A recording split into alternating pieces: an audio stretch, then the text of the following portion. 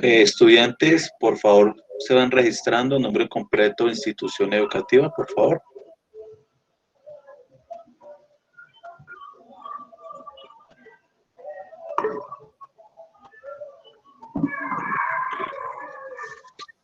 Listo, muchachos.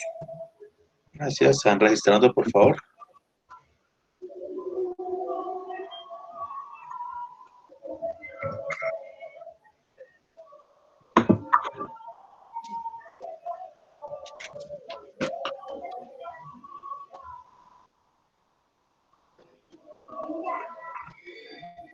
Listo, David.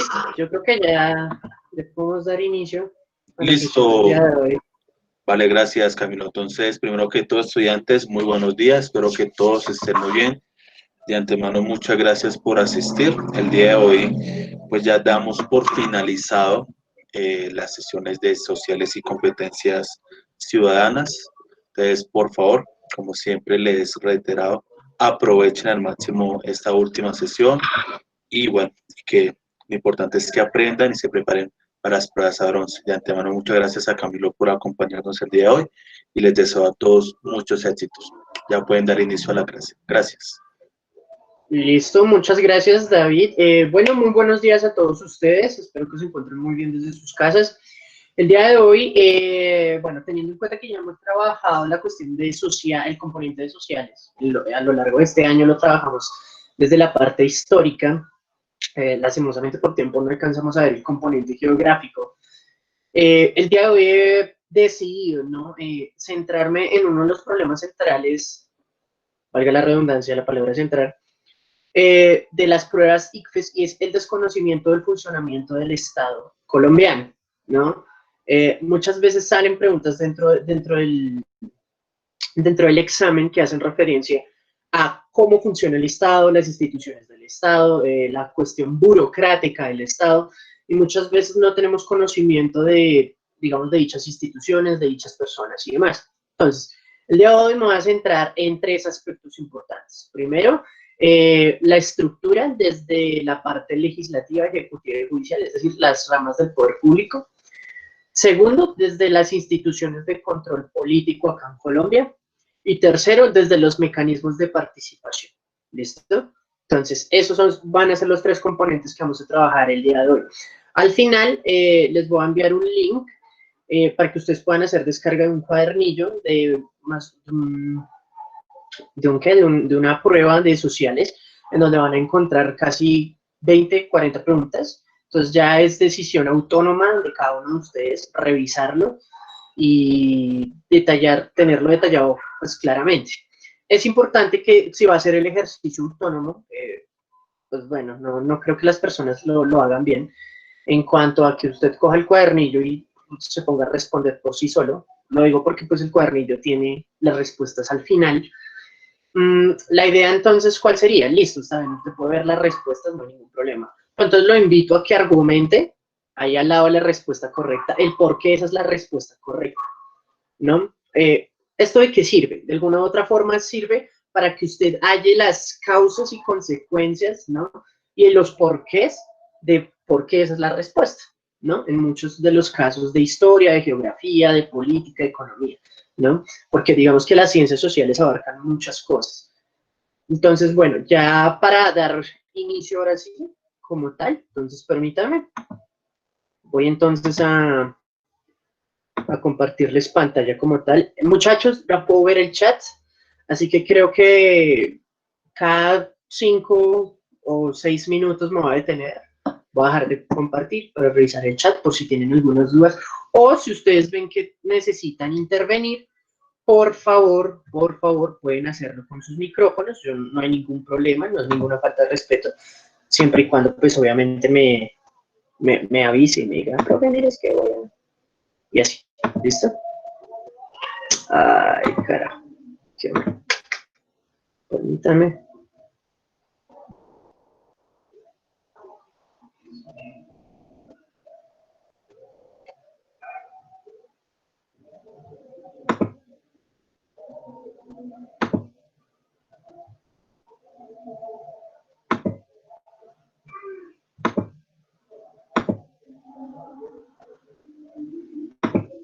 Listo. ¿Me confirman si ya se ve, por favor?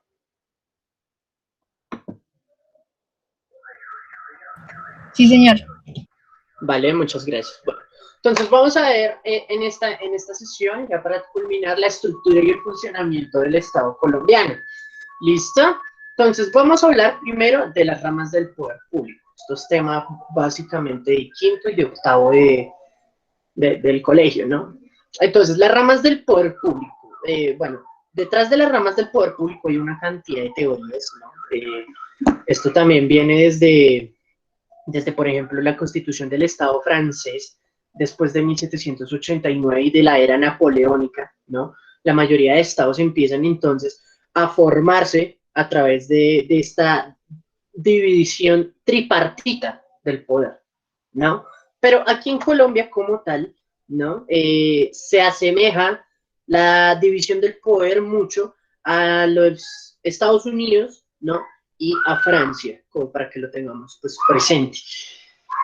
¿Qué son las ramas del poder público aquí en Colombia?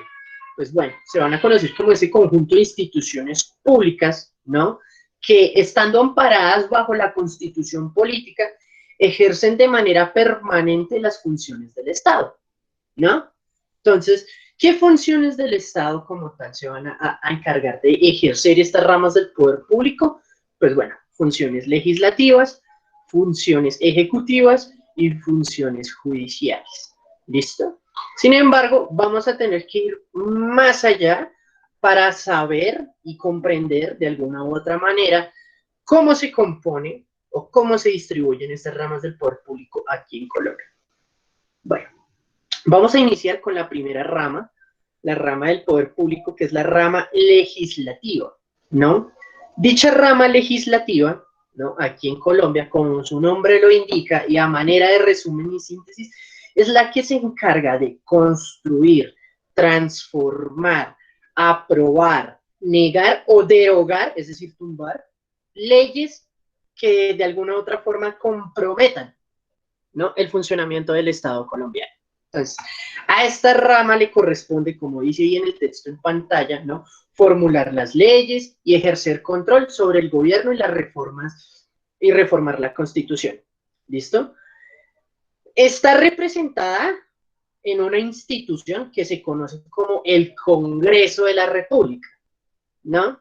De alguna u otra manera, ese Congreso de la República está dividido en dos, ¿no? Está dividido en Senado de la República o Cámara de Representantes. Qué pena. Bueno, resulta y pasa, muchachos, y esto ustedes lo van a poder encontrar dentro de las especificaciones de lo que es el Senado y la Cámara. De pronto ustedes en otros países conozcan algo que se conoce como la Cámara Baja y la Cámara Alta, ¿no? Digamos que esa división entre cámaras, que porque una es alta y porque otra es baja, nace propiamente, ¿no? De la repartición del poder y participación política que se da en Inglaterra y en Francia del siglo XVIII. ¿Eso qué quiere decir? Porque se les conoce como Cámara Alta y Cámara Baja. Sencillo. Cuando se estaban peleando la participación política, las personas en Francia y en Inglaterra, la Cámara Alta en su momento fue constituida por personas que de alguna u otra forma tenían gran influencia o poder económico.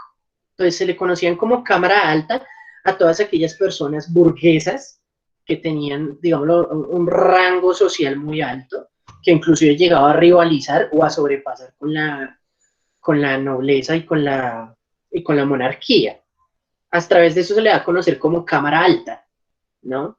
¿Y por qué se le llama Cámara Alta? Bueno, pues no solo porque están clases altas ahí legislando, sino también porque dentro de la ubicación del Senado, o bueno, del Parlamento, por decirlo así, estratégicamente eran las sillas que quedaban más alto.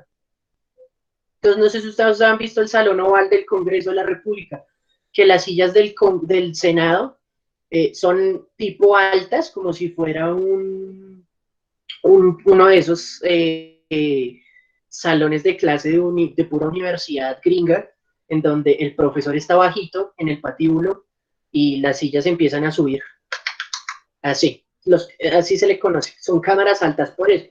Y las cámaras bajas, en su momento, eran conformadas, ¿no?, por personas que pues socialmente pues estaban en clases más bajas, artesanos, pequeños comerciantes que de alguna u otra forma ingresaban ahí al poder como representación pues de sus electores. Obviamente pues estas cámaras no iban a ser, su arquitectura no iba a ser como las cámaras altas, ¿no? Las cámaras bajas eran como un salón de clase común y corriente, uniforme, plano, una silla detrás de otra, ya, así. Y de hecho, cuando ustedes ven, cuando se hacen los debates en el Congreso, cuando uno ve la diferencia entre la arquitectura entre el Senado y la Cámara de Representantes, ahí va a estar como tal. Entonces, tenemos que se divide así, como les había dicho, Congreso y Senado de la República como tal. Esto va a tener unas funciones totalmente importantes dentro de la cuestión legislativa de nuestro país. ¿Por qué? Porque es a través de aquí, de la formulación de estas leyes, que podemos ver cómo funciona de alguna u otra manera el sistema político aquí en Colombia. Pero bueno, ya teniendo en cuenta esto, yo quisiera saber si hay alguna pregunta o alguna duda con respecto, pues, a lo que he hablado del Congreso, la Cámara, ¿no? Recuerden, el Senado de la República es la Cámara Alta, por decirlo así, y la Cámara de Representantes es la Cámara Baja. Bueno, entonces, ¿alguien tiene dudas o inquietudes hasta el momento? Miramos el chat.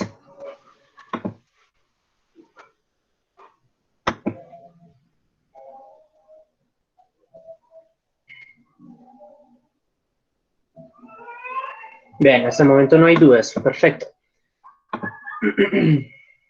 Bueno. ¿Ahí se está viendo? Sí. Sí, señor. Vale, muchas gracias. Bueno, vamos entonces a continuar. ¿Cuáles son los objetivos y atribuciones que le da la Constitución? Recuerden, los tres poderes públicos, legislativo, ejecutivo y judicial, estarán parados por la Constitución política. ¿Listo? Entonces, ¿cuál es el objetivo y las atribuciones constitucionales que tienen la rama legislativa? En este caso, el Senado y la Cámara de Representantes. Pues le corresponde reformar las constituciones, hacer las leyes y ejercer control político, ¿no? Sin embargo, ahí vemos otras funciones y atribuciones que hay, como por ejemplo, posesionar al presidente de la República y al vicepresidente cuando hagan sus veces. Por ejemplo, recuerden la posesión de nuestro vicepresidente, digo, qué pena, subpresidente Duque. Cuando el bachiller Macías, digo, el senador Macías, del presidente del Senado, ya electo en su momento, lo condecora y le pone la banda presidencial. Ese, por ejemplo, lo hizo como tal el Senado, ¿no? El Senado o el Congreso, para hablarlo en general, también se encarga de recibir jefes de Estado o de gobierno de otros países. Es el que se encarga de elegir al Contralor de la República. Elige al vicepresidente de la República cuando sea menester para reemplazar al elegido por el pueblo. O sea, en caso de que, por ejemplo, Martuchis, ¿no?, se le dio por renunciar, pues el Senado está en amplias capacidades para escoger o seleccionar a otro vicepresidente. Reconocer la incapacidad física del vicepresidente de la República, la cual origina una falta absoluta, es decir, donde a Martuchis le pase algo, pues el Senado está en capacidad de hacer ese reconocimiento. También se encargan de elegir a los magistrados de la Sala Jurisdiccional Disciplinaria del Consejo Superior de la Judicatura. Eso ya lo vamos a ver ahorita en la rama judicial, qué pena. Decidir sobre la moción de censura con arreglo a la Constitución y el reglamento. Entonces, ahí, por ejemplo, no sé si ustedes hayan visto el debate de moción de censura que hicieron contra el ministro de Defensa, Carlos Holmes Trujillo, ¿no? Ellos están en esas facultades de llamar a rendir indagatoria pues a los representantes de la rama ejecutiva, qué pena. ¿Listo? Decretar la formación de nuevos departamentos siempre que se cumplan los requisitos exigidos en la Ley Orgánica de Ordenamiento Territorial, qué pena, y una vez verificados pues ciertos procedimientos, estudios, consultas populares dispuestos por la Constitución Política. Entonces, de alguna u otra forma, también se encargan de la conformación territorial del país. Entonces, para que lo tengan en cuenta y lo tengan presente. ¿Listo? Bueno. ¿Qué otras funciones puede llegar a tener pues el Congreso de la República? Amparado pues obviamente por el Senado y por la Cámara de Representantes. Digamos que estas son algunas otras funciones. Tiene una función constituyente para reformar la Constitución Política mediante actos legislativos, es decir, esta gente puede coger la Constitución Política y cambiarla, puede reformarla, puede quitar artículos o poner artículos o modificar artículos de la Constitución Política. Tiene una función legislativa. ¿Qué quiere decir esa función legislativa? Que se encarga de elaborar, interpretar, reformar o derogar. Derogar una ley significa tumbarla. Por si alguna vez ustedes han leído algún texto que tenga la palabra derogar significa tumbar una ley. Entonces, repito, elabora, interpreta, reforma y deroga leyes y códigos en todas las ramas de la legislación. ¿Listo? Entonces, para que lo tengan pues presente. Tiene una función de control político. ¿Eso qué quiere decir? Se encarga, ¿no?, de investigar, de mantener bajo la lupa, ¿no?, de alguna u otra manera, las acciones de todos los ministros de despacho que tiene el presidente de la República, ¿no? Y pues otras autoridades que de alguna u otra forma estén aliadas o, digámoslo así, alienadas a la rama ejecutiva, ¿no? Entonces, de alguna u otra forma, los pueden llamar para hacer una moción de censura o una moción de observaciones, ¿no? En donde, pues, se pueden sacar conclusiones de la responsabilidad política que puede llegar a tener un ministro. En lo que llevamos corrido del gobierno Duque, le han hecho moción de censura a 3 ministros que yo tenga presente, ¿no? El ministro de Hacienda, el señor Carrasquilla, con los bonos de agua, no sé si ustedes se acuerden de eso. El ministro Botero, el anterior ministro de Defensa, en donde salió a decir que los asesinatos y las masacres de líderes sociales eran por líos de faldas. Eso es un enunciado grave para un ministro de Defensa. Y ahorita el señor Carlos Holmes Trujillo, ¿no?, le hicieron moción de censura por los desmanes ocurridos en el mes de septiembre en Bogotá y varias ciudades de Colombia, además, ¿no?, de los tan llamados asesinatos colectivos que están ocurriendo con líderes sociales aquí en Colombia, ¿no? Entonces, ahí están haciendo una función de control político porque pues están llamando a rendir cuentas a estos funcionarios de la rama ejecutiva. Luego tenemos una función judicial, es decir, para juzgar excepcionalmente a los altos funcionarios del Estado por responsabilidad política. Por ejemplo, el presidente, los ministros, vicepresidente, ¿no? ¿Cómo se era? Jueces de la Suprema Corte también entran ahí. Pueden ser judicializados o juzgados, ¿no?, por el Congreso. También tiene una función electoral, ¿no?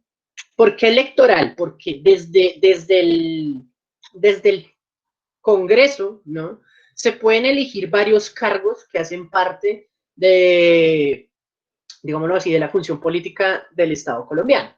Entonces, por ejemplo, se pueden encargar de elegir al Contralor General de la República, al Procurador General de la Nación, a los magistrados de la Corte Constitucional y la Sala Jurisdiccional Disciplinaria del Consejo Superior de la Judicatura, al Defensor del Pueblo, al Vicepresidente de la República, pues bueno, cuando no esté en facultades de estar, ¿no? Entonces, fíjense que ellos también pueden elegir. ¿Cómo se eligen estos cargos? Bien, sería muy injusto decir que es el presidente del Senado quien los elige, porque no es así. Resulta y pasa que digámoslo así, cada línea política que conforma el Congreso está en la facultad de promover un candidato. Entonces, un ejemplo. Las bancadas de izquierda pueden decir, vamos a nombrar a Pepito Pérez. Las bancadas de centro progresista pueden decir que van a proponer, no sé, a María Cortina, un ejemplo. Y las bancadas de ultraderecha o de derecha van a decir que van a escoger a Pedro Madero, un ejemplo. ¿Sí ven? Cada quien postula tres personas, por ejemplo, para el cargo de procurador, ¿no? Eso se lleva a votación dentro del Congreso y se selecciona quién va a ser el procurador o el contralor, así sucesivamente. Es chistoso para los que para los que han visto noticias, ¿no? Que el contralor y el procurador son amigos íntimos de Duquis. Entonces, pues uno dice, bueno, ¿hasta qué punto no hay conflicto de intereses? Pero pues, bueno, así es como lo está desarrollando el Senado, así pues como están, pues ahí ni modo. También tiene una función administrativa. Permítame un momentico.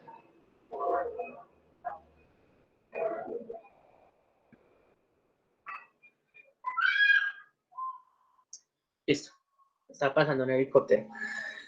También tienen una función administrativa, ¿no? Para establecer la organización del funcionamiento del Congreso Pleno, el Senado y la Cámara de Representantes.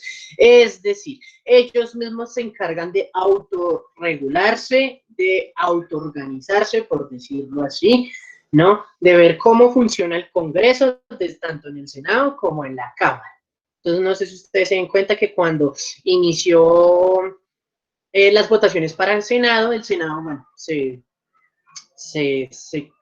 organizó en un inicio, votaron por quién iba a ser el presidente, por quiénes iban a encargar de conformar las comisiones, porque pues el Senado y la Cámara están hechos por comisiones. No sé si ustedes han visto noticias que dicen la comisión sexta del Senado, la comisión séptima de la Cámara de Representantes, la comisión octava.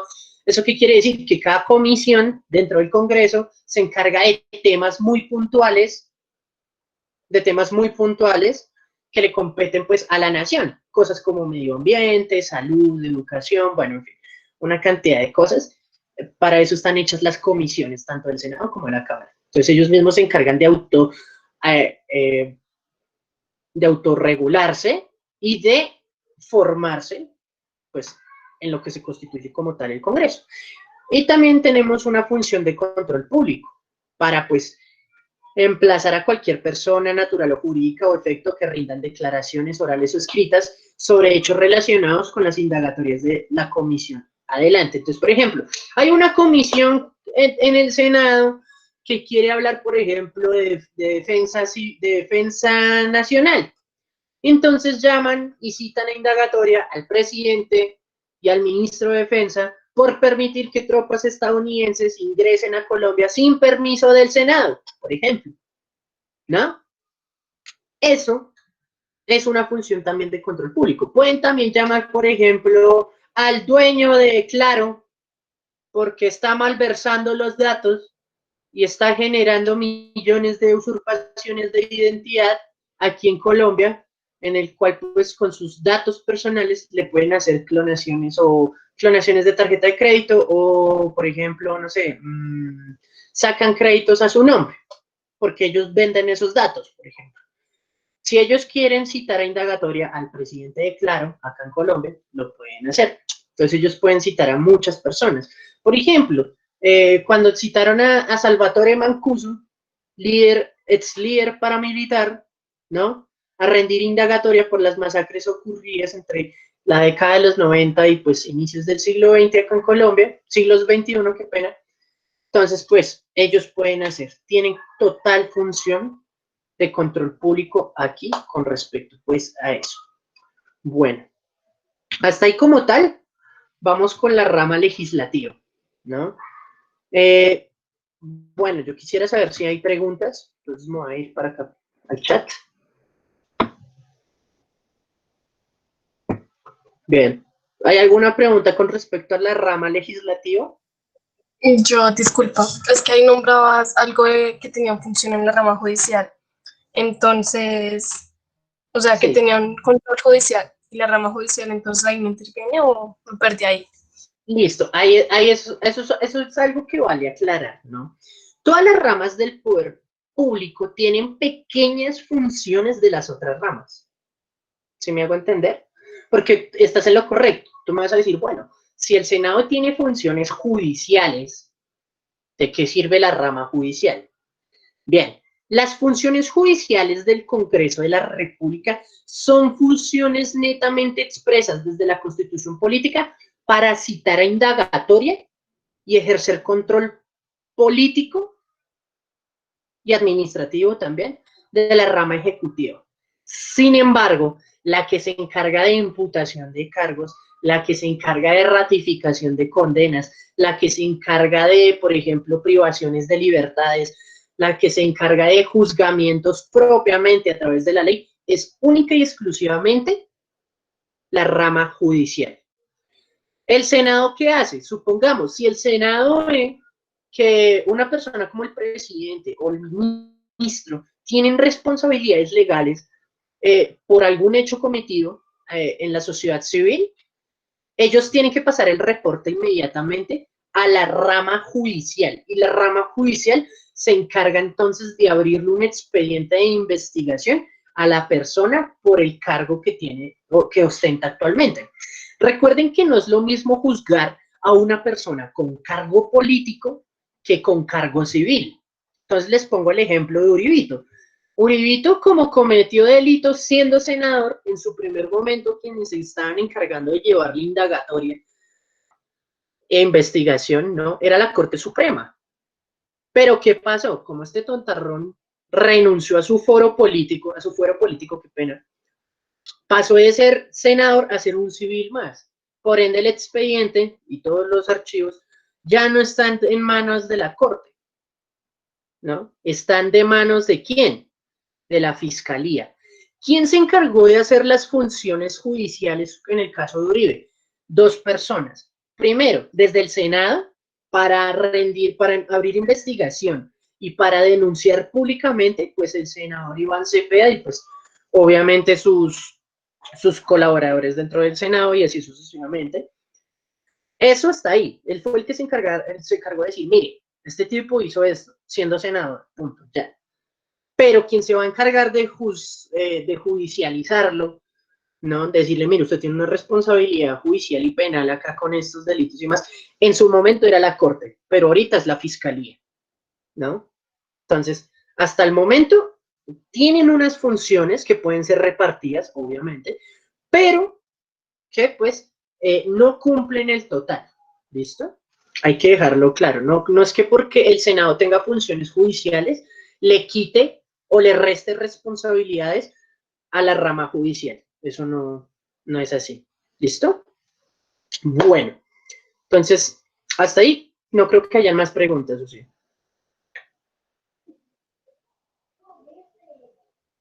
Bien, no hay más preguntas. Bueno, entonces voy a continuar. Vamos a continuar ahora sí con la rama ejecutiva, ¿no?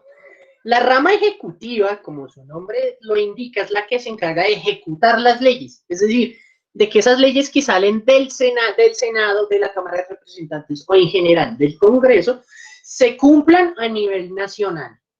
¿Listo? Entonces, a esta rama le corresponde ejecutar en forma coordinada. ¿Qué significa coordinada? A nivel nacional, a nivel departamental, a nivel distrital y a nivel municipal, todas las actividades administrativas que pues estén, ¿no?, al servicio de los intereses generales de la comunidad, en cumplimiento con los fines esenciales del Estado. ¿Qué nos da los fines esenciales del Estado? Sencillo, la Constitución Política de Colombia. Ahí están. Entonces, está representada por el presidente de la República, ¿no? Quien es el que simboliza aparentemente, ¿no?, la unidad nacional, ¿no? ¿Por qué? Porque es el jefe de Estado, el jefe de gobierno y suprema autoridad administrativa. ¿Qué significa que es una autoridad administrativa? Es decir, un presidente no puede crear leyes, sí que menos modificarlas. Las puede aprobar, pero no las puede ni modificar, ni las puede alterar. Aquí hay que hablar de conceptos propios de las leyes. Porque usted me va a decir, profe, pero es que el presidente saca decretos. Bueno, ¿y cuál es la diferencia entre un decreto y una ley? La diferencia conceptual y aplicativa, por cierto, es totalmente abismal, porque es que un decreto puede ser transitorio. Es decir, los decretos que él sacó durante cuarentena aplicaban durante la cuarentena. Algunos probablemente estén aplicando actualmente, otros quizás no. Entonces, hay que tenerlo en cuenta. Segundo, el presidente, por ejemplo, si bien es cierto que no puede crear una ley, sí la puede sancionar. ¿Qué significa eso? No sé si ustedes sepan que dependiendo, bueno, cómo se crean las leyes en la en la rama legislativa. Sencillo. Una ley puede crearse desde el mismo Senado o Cámara de Representantes o la puede crear una persona civil, como usted, como yo, como cualquiera. Obviamente para eso hay un procedimiento. Para poder llevar una iniciativa popular, que es un mecanismo de participación ciudadana, ante el Congreso, ¿no? Primero necesita estar bien articulada, bien hecha, bien bonita, bien chévere. Luego de eso debe recolectar firmas. Luego de eso debe pasar por, bueno, algunas leyes pasan por 7 debates, otras pasan por 12 debates, eso depende, para hacerle cambios en la estructura de la ley. Y por último, cuando la ley ya pasó todos los debates en la rama legislativa, pasa a lo que se conoce como sanción presidencial. ¿Eso qué quiere decir? Que va a llevar la firma del presidente, ¿no? Va a llevar la firma del presidente, y en esa firma del presidente ya se empieza a regir, ya se empieza a cumplir esa norma. Les voy a poner un ejemplo. No sé si ustedes sepan o se acuerden del caso de esta señora Rosalvira Celis, la mujer que fue violada y empalada en el Parque Nacional. Eso marcó un hito acá en Colombia. ¿Por qué? Porque cuando una red de mujeres, y bueno, vamos a hablar de un colectivo de personas, para no decir que solo fueron mujeres, porque pues ahí también hubo participación masculina. Una red de personas se puso de acuerdo a decir que todo tipo de maltrato con la mujer o hacia la mujer, de alguna u otra forma tenía una estipulación de cargos totalmente diferentes a las que les puede llegar a ocurrir a un hombre, ¿no? Entonces, ¿por qué marca un hito? Porque esta gente entonces empieza desde una iniciativa popular, ¿no?, a recoger firmas para que se apruebe una ley en la cual se castigue el maltrato, la violación y el asesinato a las mujeres, ¿no? Dicha ley, ¿no?, pasó el nivel de firmas, que son alrededor entre 5 millones a 10 millones de firmas. Esas firmas, ¿quién las verifica? Las verifica la notaría, las verifica la Registraduría Nacional del Estado Civil. Ella se encarga de decir, mire, esta firma es verdadera, esta no, así. Esas firmas pasan en expediente, en archivo, al Senado. Ahí entonces falta que pues una persona se apiade de esa ley y diga, bueno, yo voy a impulsar ese proyecto acá. Entonces lo impulsan, hacen el primer debate, segundo debate, tercer debate, cuarto debate, quinto debate, bueno, en fin. En ese proceso de debates pueden pasar, ¿qué le digo yo?, 1 año, 2 años, hasta que al final la ley se aprueba. O sea, todos votan porque esa ley es perfecta, es correcta para el Estado colombiano, no vulnera los derechos constitucionales, y tras del hecho pasa entonces esa sanción presidencial. Gracias a eso, hoy en día existe una ley que se conoce como la ley Rosalvira Celis, no me acuerdo el número ahorita de la ley, pero ahí tipologizan, por ejemplo, que es un feminicidio, totalmente diferente a un homicidio. ¿Por qué marca un hito acá en Colombia? Porque antes no se hablaba de feminicidio, se hablaba de homicidio, común y corriente, hombre o mujer. Ya no. Y ahora ya hay cargos para las personas que cometan maltrato contra la mujer, ¿no? La cuestión es, y eso es algo que yo siempre me he preguntado, me toca consultarlo, es, bueno, ¿y si una mujer comete maltrato contra una mujer y la mata, sigue siendo feminicidio? Porque esa ley es amparada desde la base de que un hombre sea el que lo ejecute, pero si lo ejecuta una mujer con otra mujer, Buena pregunta. Habría que consultarlo. Bueno, entonces, la rama ejecutiva va a tener tres órdenes. El nacional, el departamental y el municipal. Entonces, a nivel nacional, ¿a quiénes vamos a tener? Al presidente y vicepresidente. A nivel departamental, al gobernador. Al nivel distrital y municipal, a los alcaldes. Y a nivel escolar, al personero. Como para que lo tengan ahí presente. Entonces, ¿qué objetivos o atribuciones constitucionales tiene la rama ejecutiva como tal? Bueno, pues el gobierno nacional en cabeza de nuestro queridísimo presidente, ¿no? Sus ministros, sus directores de departamentos, ¿no? Pues como tal se va a encargar de la organización, ¿no? Ejecución y cumplimiento de las leyes a nivel nacional, a nivel departamental y a nivel municipal, ¿no? De alguna u otra manera, tiene que cumplir todo lo que dice la disposición de la Constitución, ¿no? Y de alguna u otra manera debe mantener el control o el orden público a nivel nacional, a nivel departamental, a nivel distrital y a nivel municipal. ¿Listo?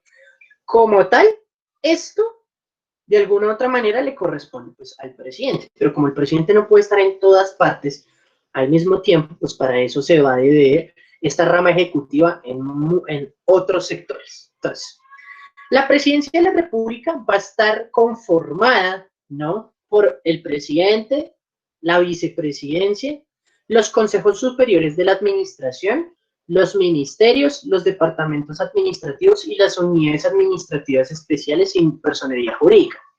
Bueno, estos consejos superiores de administración, ministerios, departamentos y unidades, digamos que son todo el equipo, ¿no? Que se encarga de asesorar al presidente en muchos casos. ¿Ven? Entonces, la presidencia no solo es el presidente, es el conjunto. Profe, ¿quién se encarga de escoger a los consejos superiores, a los ministros, a los de los departamentos administrativos y demás? El mismo presidente. Profe, ¿cómo así? O sea, si el presidente quiere escoger a su mejor amigo para que lo asesore, ¿lo puede hacer? Sí, siempre y cuando obviamente cumpla con unas obligaciones atribuidas dentro de la Constitución política. No hay a eso se le llama, no hay ni inhabilidades ni cargos de imposibilidad para que esa persona lo pueda asesorar. ¿Listo? Entonces, para que lo tengamos pues presente. Luego, dentro de eso mismo, dentro de la rama ejecutiva, vamos entonces a encontrar entidades adscritas a ministerios o departamentos administrativos. Entonces, como ustedes pueden ver, aquí vamos a ver establecimientos públicos, superintendencias de personería jurídica. Bueno, si ustedes pudieran acceder a esta información, se darían cuenta que, mejor dicho, entidades como, por ejemplo, el ICFES, el ICETEX, Colciencias, por ejemplo, el Banco Agrario, ¿qué otro? El Banco de la República, ¿qué otra? Ecopetrol, que son empresas, ¿no? Hacen parte de estos sectores centralizados. ¿Por qué? Porque le prestan un servicio al Estado, pero ese servicio se lo está prestando directamente a la rama ejecutiva, ¿no? Para que pues, ustedes lo tengan presente. Uno podría decir, bueno, Transmilenio, que es una empresa mixta, ¿puede estar en este sector descentralizado? Sí, puede estar dentro de este sector descentralizado. Por otro lado, podemos ver entonces entidades vinculadas a ministerios o departamentos administrativos, entonces empresas industriales y comerciales del Estado. Ahí vamos a encontrar, por ejemplo, el bienestar familiar, Indumil, por ejemplo, si usted me dice Indumil, ¿dónde está? Nosotros podemos enfocarla. Permítame, ya le digo en dónde. Ese yo lo había visto y se me pasó. Bueno, empresas de servicios públicos domiciliarios. Pues ahí también van a entrar pues todas las empresas que le prestan los servicios públicos, Codensa, el acueducto, gas natural, bueno, en fin, eso depende de dónde esté, ¿no? Porque pues si está en Medellín, obviamente no va a ser Codensa, va a ser IPM, y así sucesivamente con dependiendo la división territorial en la que usted se encuentre, ¿no? Bueno, a nivel departamental vamos a encontrar las gobernaciones que van a ejercer funciones muy parecidas a las del presidente, pero solo a nivel de gobernación, ¿no? Entonces aquí vamos a encontrar a las regiones administrativas de planeación, la región administrativa de planeación especial del distrito capital, el departamento de Cundinamarca, los departamentos continuos, las regiones de planificación y gestión y asociaciones a departamentos. Entonces, no es lo mismo hablar de Cundinamarca a nivel ejecutivo que hablar de, por ejemplo, Antioquia, hablar de Santander, hablar de La Guajira, ¿no? Son departamentos totalmente diferentes, tienen unas administraciones totalmente diferentes, tienen necesidades totalmente diferentes, pero quien desempeña el cargo ejecutivo a nivel departamental es la gobernación o el gobernador. ¿Listo? Para que lo tengan pues presente, ¿no? Ya a nivel micro vamos a encontrar las alcaldías municipales o distritales. Eso depende de dónde nos encontremos. Si nos encontramos en un municipio como por ejemplo Soacha, o si nos encontramos en una ciudad tan grande como lo puede llegar a ser Bogotá, ¿no? Entonces, ahí vamos a tener un orden municipal, vamos a tener las provincias, vamos a tener las provincias administrativas de planificación, las áreas metropolitanas, las asociaciones de distritos, asociación de municipios, distritos, municipios, territorios indígenas, comunas, corregimientos, veredas, quebradas, en fin. Así es como se va a organizar de alguna u otra forma la rama ejecutiva pues, en todo el territorio nacional. ¿Listo? Bueno, hasta ahí con la rama ejecutiva. Yo quisiera saber, ¿tienen dudas? ¿Tienen preguntas? ¿Quiénes hacen parte de los departamentos administrativos? Muy buena pregunta, Paula Andrea. En los departamentos administrativos de Estado, ¿no? Ustedes van a encontrar, bueno, ahí sí quiero hacer uso de un recurso que no metí, porque pues la verdad, esto es muy largo, ojalá estén viendo mi pantalla. Ustedes van a encontrar, y eso lo van a encontrar en este manual de función pública. Imagínense, si me pusiera a explicar rama por rama, específicamente acerca de todas las, ¿cómo se llaman? Digamos, todos los cargos que hay detrás de todo esto, pues no sería imposible. Entonces, muy buena pregunta y te la quiero responder haciendo uso de este recurso. Mira, cuando tú entras a funcionpublica.gov.co vas a encontrar un manual de estructura del Estado colombiano. Cuando tú ingresas a la rama ejecutiva, tú vas a encontrar acá. Entonces, tu pregunta era con respecto a los departamentos administrativos.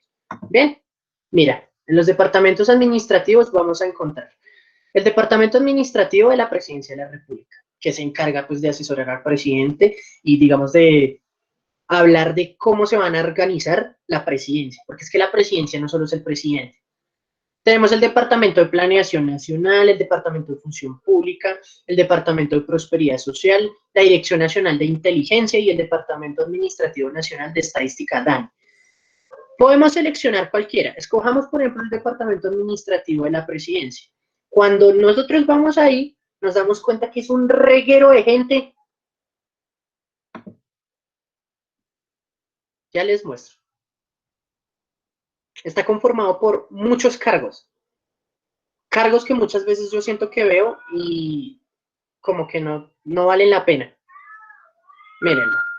Primero está regulada por todas estas leyes, las cuales pues no nos alcanza el tiempo para ver. Miren, todo eso regula el Departamento Administrativo de la Presidencia. Decretos, decretos, decretos. Miren, ese departamento, por ejemplo, asiste al presidente en la condición de jefe de Estado en su labor de coordinación de diferentes órganos del Estado para que colaboren armónicamente. Organiza, dirige, coordina y realiza directamente, si fuera el caso, las actividades necesarias que demanda el presidente para el ejercicio de sus facultades constitucionales. Apoyar al presidente en su deber de garantizar los derechos. En fin, miren, todos estos son los consejos que ayudan al presidente. Y aquí creo que viene el organigrama. Mírenlo. El despacho del presidente tiene todos estos cargos. No sé si se le puede dar zoom. La presidencia no es solo el presidente. La presidencia es todo esto. Mire, por ejemplo, hay alguien que se encarga de los discursos y mensajes del presidente. Mire, acá lo dice. En el despacho del jefe de gabinete está eso. Hay alguien que se encarga de la consejería presidencial para la información y prensa. Es decir, el presidente no puede llegar a decir y hablar cualquier cosa porque primero tiene que pasar por el consejo. ¿Qué otro hay? Miremos por acá en el despacho del director del departamento. Vemos qué otros cargos hay. Áreas de talento humano, oficinas de control interno disciplinario, consejería presidencial para la gestión del cumplimiento, áreas financieras, áreas de contratos, áreas administrativas, o sea, por donde quiera que lo vean, cada uno de esas ramitas que les había mostrado, por ejemplo, estos departamentos, tienen unas funciones muy específicas que tienen que ver con la rama ejecutiva, pero pues digamos que está como muy jodido verlos todos. Bueno, los ministerios son 18, ¿no? Aquí ustedes pueden ver el que quieran les puede aparecer ahí. Miremos el que más nos llama la atención, Ministerio de Educación Nacional. Ese ministerio ahí obviamente nos va a decir qué se carga la ministra María Victoria Angulo, qué normas hacen que ese ministerio funcione. Pues miren, aquí la pueden ver ustedes. Decretos, reformas, objetivos. Esta página es muy buena para ver todo eso. Por ejemplo, si usted tiene una inquietud, puede entrar a esta página, es muy buena. De ahí saqué la mayoría de información de ella. Por ejemplo, detrás del Ministerio de Educación vamos a encontrar todo este despacho. Oficina de asesora de planeación, asesora de comunicaciones, asesora de tecnología y sistemas de información, oficina de control interno, jurídico, bueno, en fin. Aquí ustedes van a encontrar una cantidad, o sea, por donde quiera que lo vean, hay una cantidad de cargos, ¿no? Pero pues bueno, como tal, esas son la mayoría de funciones. Profe, pero, y otra cosa, póngale lógica al ordenamiento. Si el Ministerio de Educación Nacional es a nivel nacional, ¿quién se encargaría entonces de regular la educación a nivel departamental y a nivel municipal y distrital? ¿Ustedes quién creen que se encargue entonces solo del ámbito de la educación a nivel departamental y a nivel distrital o municipal? ¿Ustedes quién creen? ¿Alguien sabe?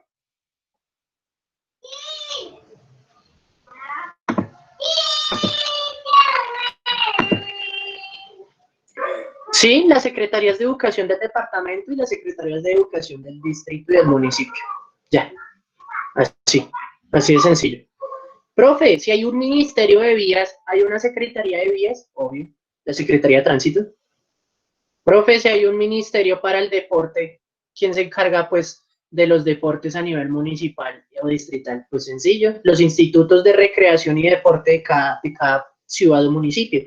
Aquí en Soacha es el IMRDS y en Bogotá creo que es el IMRD.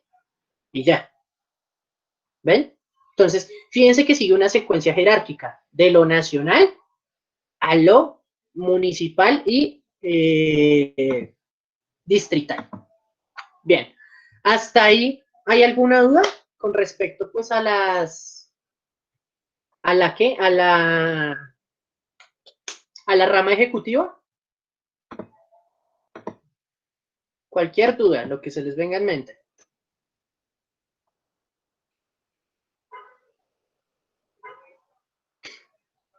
Listo, perfecto. ¿Sí quedó bien clara tu pregunta, Paula? Listo, muy bien. Voy entonces a continuar.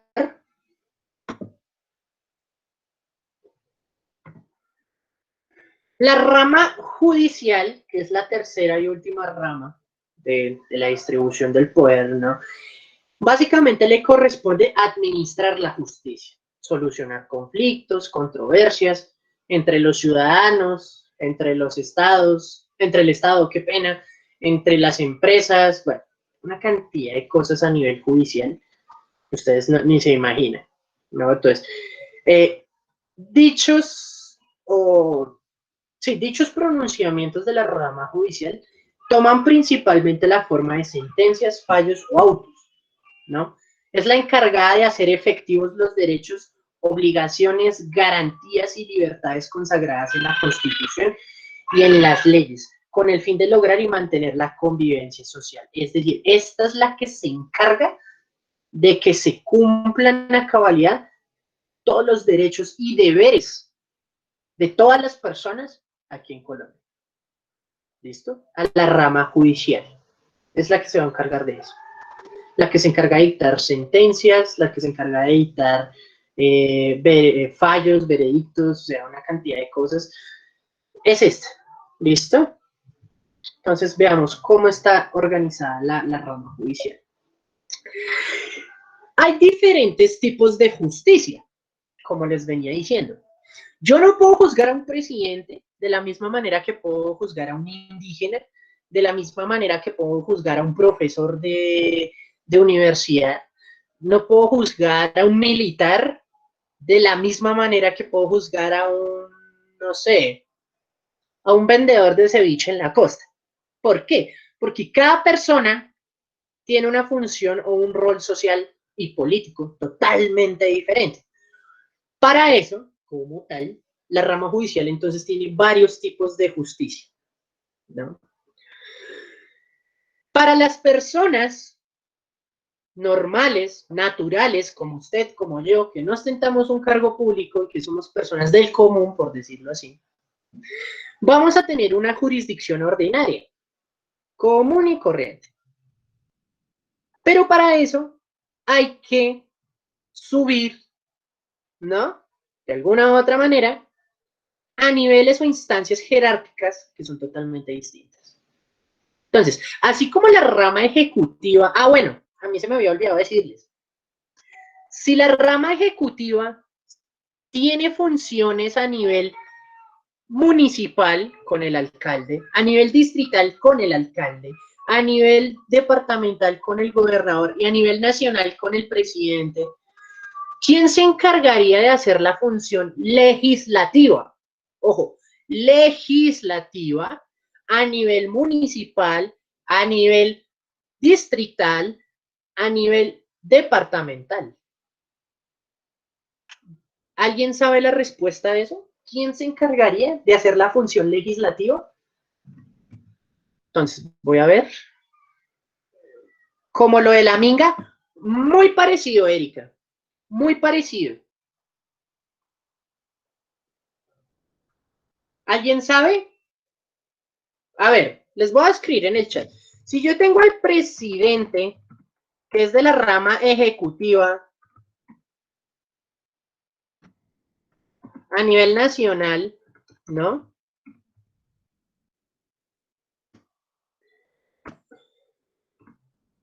Y yo tengo al Congreso, que es de la rama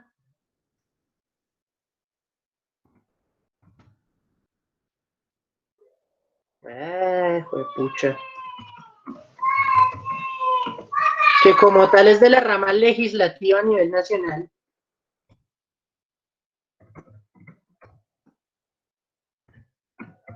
¿Sí o no? Pregunta del millón. ¿Quién sería, no? Por ejemplo, quien se encargue de legislar y de, digámoslo así, generarle un control político a un gobernador? ¿Alguien sabe?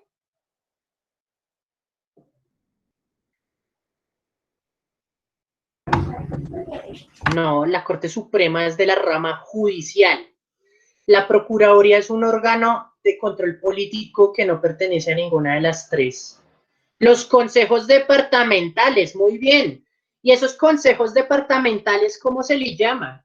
A la persona que está dentro de esos consejos departamentales. No se le llama ni senador ni congresista. Y sí que menos representante a la Cámara. ¿Alguien sabe cómo se le llama?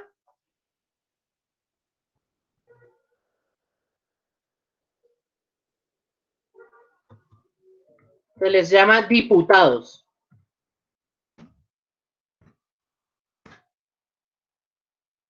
Bueno, y a nivel municipal y distrital tenemos entonces a los alcaldes, que son pues obviamente los que pertenecen a la rama ejecutiva, pero a la rama legislativa, a nivel municipal y a nivel distrital, ¿quién serían? ¿Quiénes serían los de la legislativa?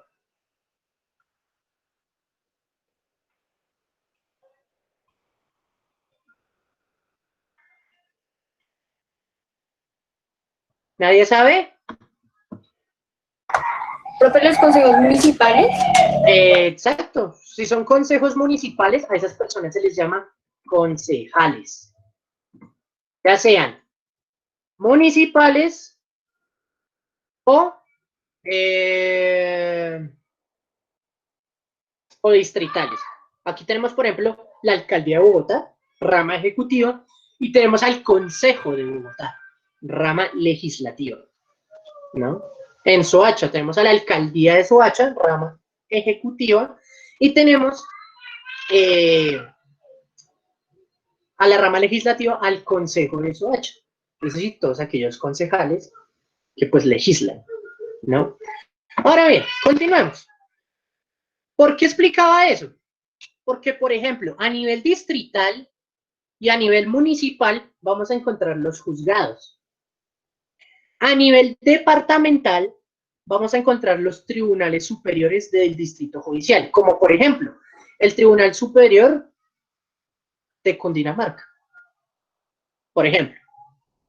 Y vamos a encontrar a la Corte Suprema de Justicia a nivel nacional.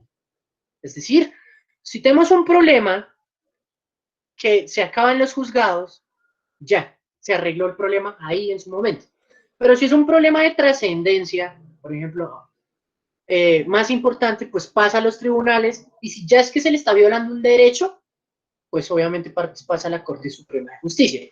Por ejemplo, en algún momento algunos colegios parroquiales se ensañaban con los estudiantes que tenían el cabello largo, piercings, el cabello de muchos colores y demás. Se denunció que a esa persona le estaban violando un derecho en los juzgados. Los juzgados no dieron una respuesta oportuna ni satisfactoria. Se pasó el caso a los tribunales superiores, tampoco se dio nada, hasta que se entendió que ese es un caso que tenía una trascendencia a nivel nacional. Por ejemplo, subió a la Corte Suprema de Justicia, la cual, amparada en la Constitución, dijo lo siguiente: ningún colegio, ni privado ni público, está en derecho de exigir que un estudiante se corte el cabello, no se pinte el cabello, o no use piercing ni use tatuajes, porque está atentando contra un derecho fundamental que es el derecho a su libre expresión y personalidad. Sin embargo, echa la ley, echa la trampa.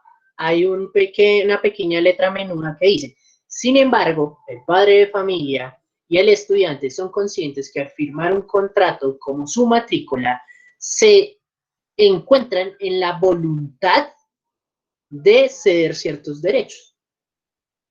Por eso es que muchos colegios privados dicen: no le gusta, bien pueda, consiga otro. ¿Ve? No le están violando ningún derecho. Entonces, eso es algo que ustedes deben conocer muy bien.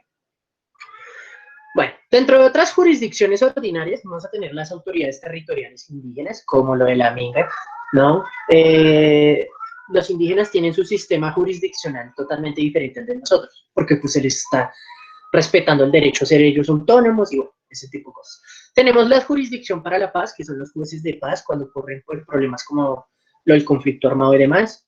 Tenemos a la Fiscalía General de la Nación, que es la que se encarga de buscar, recolectar las pruebas ante los casos. Para eso se apoya en el Instituto Nacional de Medicina Legal y Ciencias Forenses, ¿no? Tenemos la jurisdicción de lo contencioso administrativo, en donde encontramos los juzgados administrativos, tribunales administrativos y consejos de Estado, que son los que se encargan, ¿no?, de todos los temas de corrupción de los funcionarios públicos. ¿Listo? Tenemos la jurisdicción constitucional, en donde tenemos más tribunales administrativos, y tenemos el Consejo Superior de la Judicatura, que es en que se carga, pues, de alguna u otra manera, de, por ejemplo, si usted va a ser abogado, el consejo es el que se encarga de darle a usted una tarjeta profesional que le dice si usted puede ejercer leyes o no. Eso en cuanto a la rama judicial, ¿no?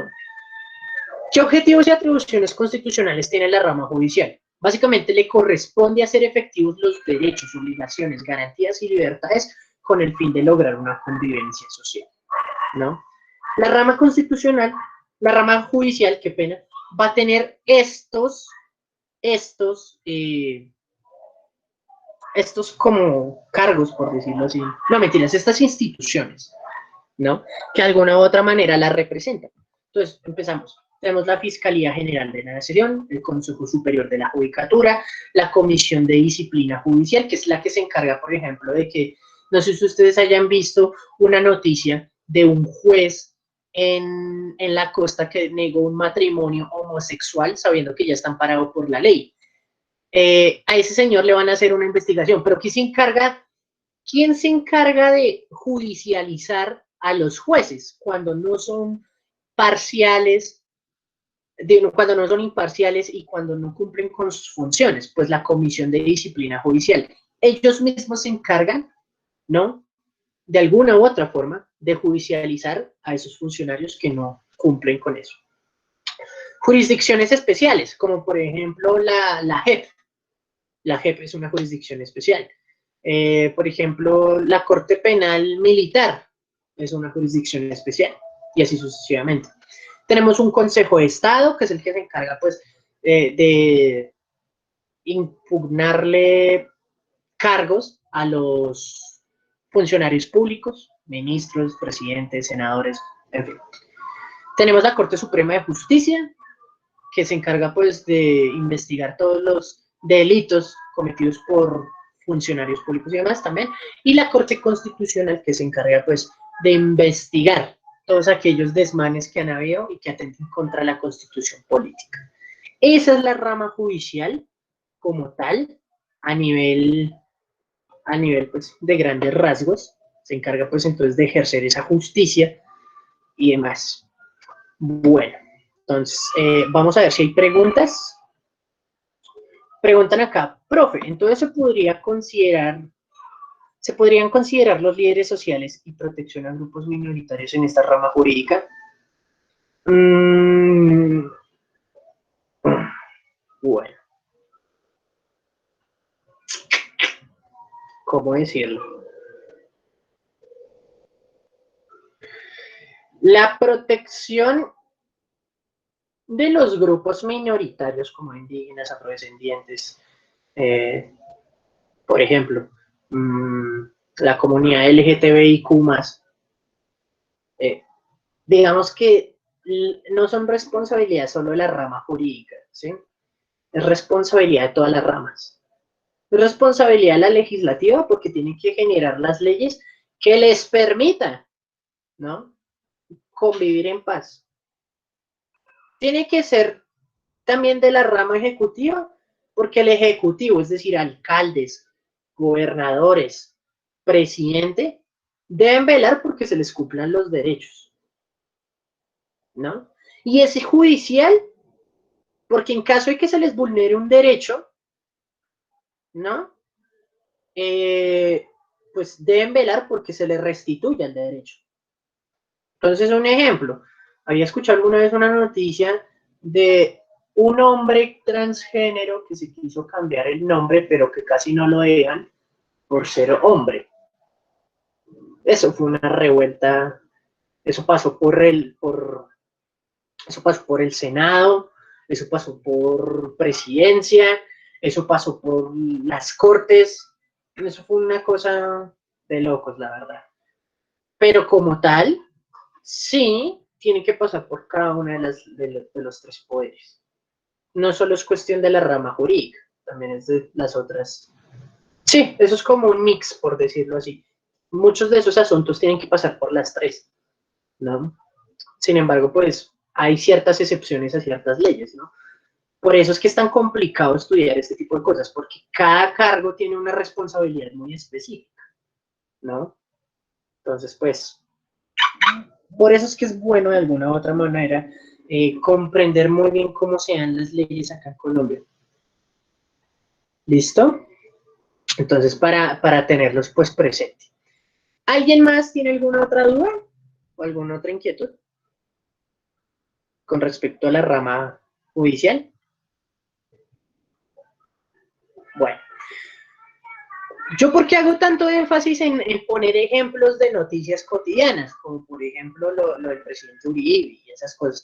Porque muchas de las preguntas que les van a aparecer a ustedes en el examen son eso, noticias. Entonces, recuerdo que alguna vez apareció una pregunta en un examen que decía, un muchacho de 18 años fue reclutado por el ejército, sin embargo, el muchacho decidió romperse una pierna para darse de baja, ya que se le estaba vulnerando un derecho, no sé qué, sí sé cuánto, ¿no?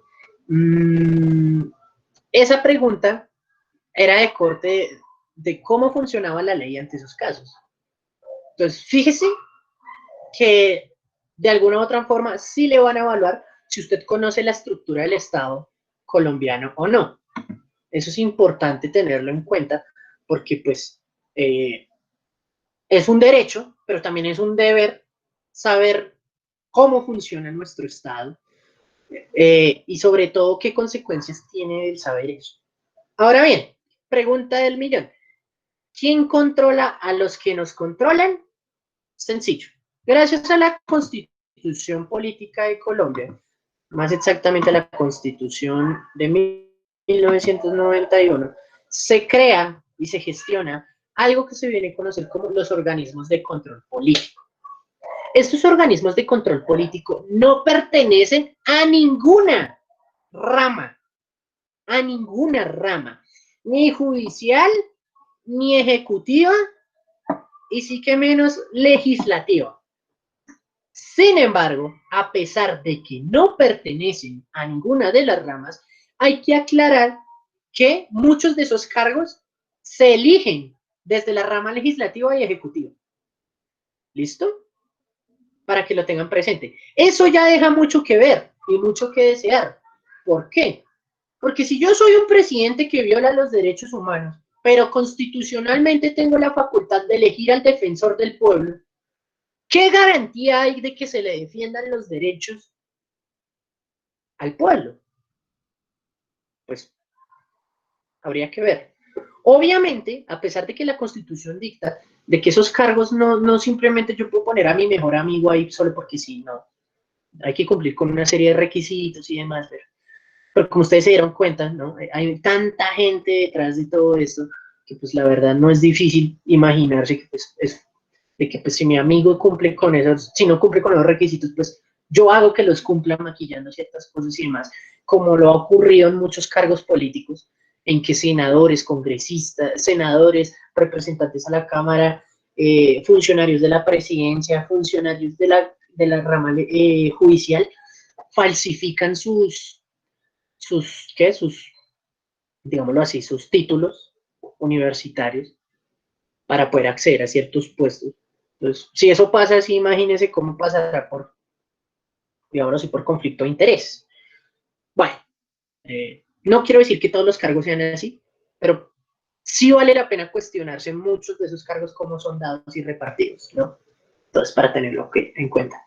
¿Qué vienen siendo estos organismos de control? Pues bueno, son organismos que según la Constitución Política tienen funciones relacionadas al control disciplinario para defender al pueblo y el control fiscal, es decir, para evitar que el Estado se sobrepase con la población civil. ¿Listo? Recuerden, ningún organismo está inscrito en ninguna rama del poder público. Son organismos autónomos, ¿no? Y generan eso, control. Ahora bien, los organismos de control aquí en Colombia, ¿cuáles van a ser? Van a ser estos tres.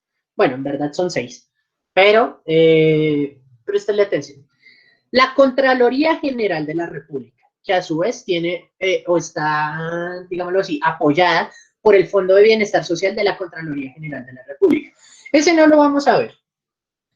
La Auditoría General de la República, el Ministerio Público, que está conformado por la Procuraduría General de la Nación, que a su vez tiene el Instituto de Estudios del Ministerio Público, y la Defensoría del Pueblo. ¿Listo? Entonces, para que lo tengamos presente. La Contraloría General de la Nación. ¿De qué se encarga la Contraloría? Básicamente, la Contraloría ejerce una vigilancia de gestión fiscal de la administración, de los particulares o entidades que manejen fondos y bienes de la nación. Evalúa y genera una cultura de control del patrimonio del Estado y de la gestión pública. Establece las responsabilidades fiscales e impone sanciones pecuniarias que correspondan y las demás acciones derivadas del ejercicio de la vigilancia fiscal y procura el resarcimiento del patrimonio público. En otras palabras, controla que los funcionarios públicos, alcaldes, gobernadores, presidente, ¿no?, hagan buen uso de los dineros del Estado. Le voy a poner un ejemplo. La Contraloría ha sacado infinidades de casos a alcaldes de municipios y de ciudades por derrochar el dinero en obras públicas. Entonces, por ejemplo, lo que pasó con la 26 en Bogotá, con los hermanos Samuel Moreno y demás. Eso no solo fue una sanción de la rama judicial por corrupción y sobrecostos e incumplimientos en los contratos, también por el derroche de dinero que hubo. A esa gente le toca pagar unas sanciones y les toca bajarse de esa platica. Profe, pero si un alcalde como este, que le toca pagar miles de millones de pesos, ¿de dónde saca esa plata si está encarcelado? Sencillo, todo funcionario público tiene derecho a una pensión. Y las pensiones de un funcionario público no son cualquier lagaña de mico. ¿Eso qué quiere decir? Le sacan dinero, no solo de las cuentas bancarias que tenga, ni les hacen extinción de dominio. ¿Qué significa eso? Es decir, que le quitan todas las propiedades, carros, casas, apartamentos, bueno, una cantidad de cosas, sino que también le retiran de los fondos que van para su pensión.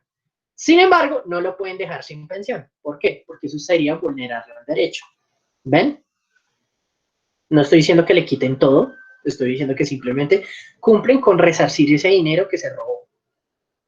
Ahora bien, la Contraloría viene teniendo 4 funciones importantes. Ejerce vigilancia y control fiscal a nivel financiero, de la gestión y los resultados de ese dinero. Que si un alcalde dice que se va a construir un puente y que ese puente cuesta 150 millones de pesos, un ejemplo, ellos van, hacen auditoría, entran, revisan que todo lo que usted ha gastado en verdad haya sido para eso, ¿no? Que en verdad eso que usted dijo y prometió hacer con 150 millones de pesos, se haga con 150 millones de pesos.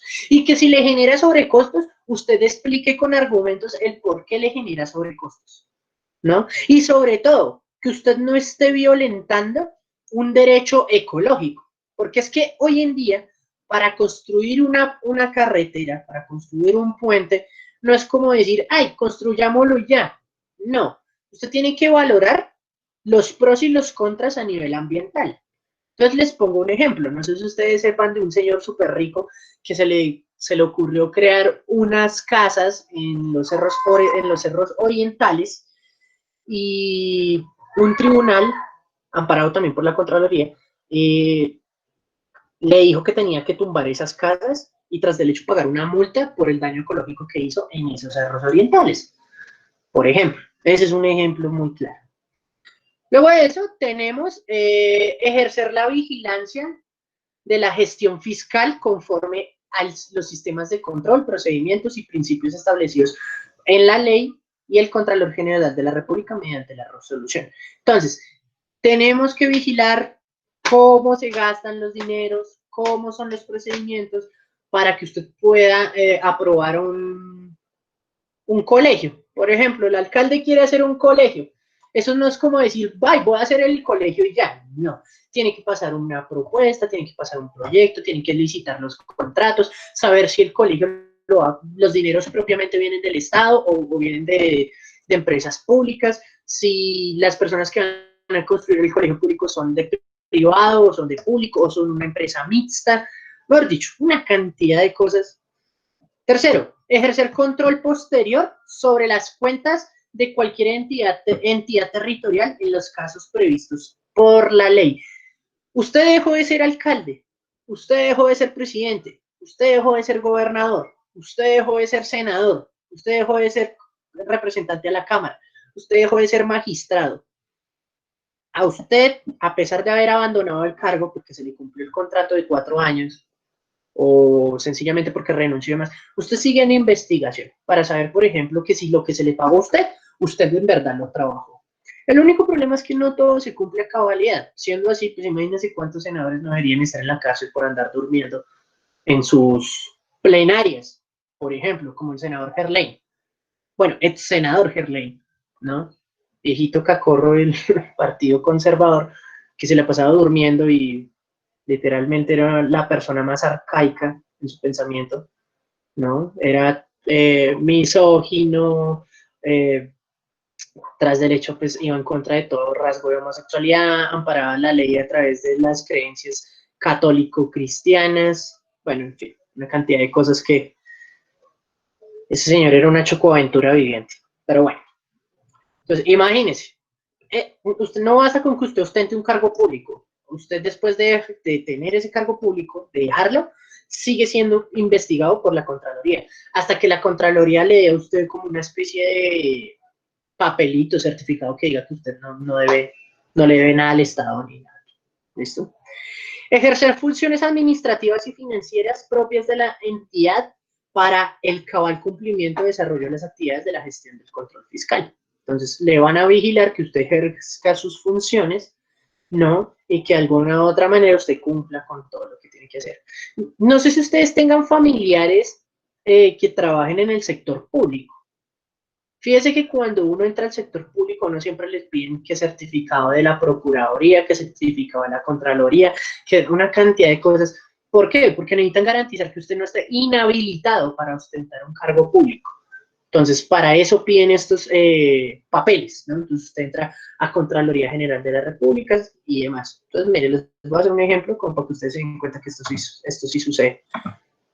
Esto no se lo van a preguntar en el ICFES, pero de pronto le puede servir para subir en algún momento. Entonces, coloca certificado de la Contraloría como persona jurídica o persona natural. Eso depende de usted qué es lo que sea. Antecedentes fiscales, es decir, que usted no debe impuestos, que usted no ha dañado bienes públicos, en fin. Entonces usted llega, entra acá, yo soy una persona natural, entonces por ser persona natural no puedo poner jurídica, ¿no? ¿Qué es jurídica? Pues una empresa o algo así. Entonces aquí llego, me imagino que me pedirá mi número de cédula, En fin, usted entra ahí, digita sus datos y al final le da pues el certificado. ¿Ven? La Contraloría también hace esto. Entonces aquí me pide mi número de documento, cédula de ciudadanía. Obviamente por razones de seguridad no va a haber mi número de cédula, usted le da acá, no soy un robot, y se le abre un archivo en PDF que dice, el ciudadano con la cédula, no se encuentra debiéndole nada al Estado, no ha despilfarrado dineros del Estado, no ha dañado bienes públicos, por ende, puede ser o sirve como posible candidato para un cargo público, por ejemplo. Entonces, para que ustedes lo sepan, ¿ven? La Contraloría sirve también para eso, no solo para los cargos políticos, también para los cargos de personas naturales. Esa es una. Luego tenemos la Auditoría General de la República de Colombia. Bueno, ¿qué es esta auditoría? ¿No? Es la que se encarga de ejercer vigilancia en la gestión fiscal de los organismos de control señalados en el artículo 2 de la Constitución Política y conforme a los procedimientos y sistemas y principios establecidos en la Constitución, para lo cual el auditor general fijará las políticas y prescribirá los métodos y la forma de rendir cuentas y determinará los criterios que deberán aplicarse para la evaluación financiera de gestión y de los resultados, entre otros, de conformidad con lo que para efecto dispone el decreto. La Auditoría General de la Nación, de alguna u otra manera, es la que se encarga de vigilar a quien nos vigila. Entonces, ¿quién se encarga de vigilar a la Contraloría? La Auditoría. ¿Quién se encarga de vigilar a la Fiscalía? La Auditoría. ¿Quién se encarga de vigilar a la Procuraduría? La Auditoría. ¿Quién se encarga de vigilar a la Defensoría del Pueblo? La auditoría. La auditoría general. Bueno, ¿y quién vigila a la auditoría? La auditoría. No, mentiras. La auditoría no. Al hacer mecanismos de control, cada quien vigila al que sigue. Entonces, si bien es cierto que la auditoría vigila a la Contraloría de las demás, la Contraloría también se encarga de vigilar a la auditoría en sus funciones. Es como un yo te vigilo, tú me vigilas. Pero pues, sin embargo, vuelvo y hablo de los conflictos de intereses. El auditor puede ser amigo del Contralor y eso no garantiza que en verdad esas funciones se hagan. ¿Ven? Entonces, la función como tal de esa auditoría es vigilar que usted cumpla con su labor, ¿no? Que usted cumpla con esos, que esos básicamente dineros del Estado que se están yendo en crear obras, a generar proyectos y demás, se hagan, ¿no?